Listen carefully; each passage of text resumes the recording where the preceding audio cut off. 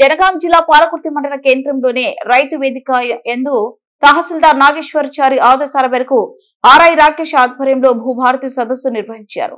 రైతులు తమ యొక్క సమస్యల నివృత్తి కొరకు పెద్ద ఎత్తున వినతులు వెలువెత్తాయి.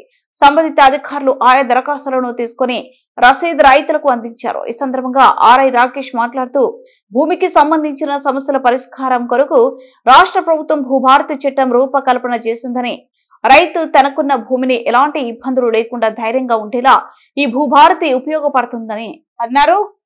రైతులు ప్రజలు ఈ అవకాశాన్ని సద్వినియోగం చేసుకోవాలని కోరారు. ఈ కార్యక్రమంలో జూనియర్ అసిస్టెంట్ యాదగిరి, రైతులు, ప్రజలు తదితరులు పాల్గొన్నారు.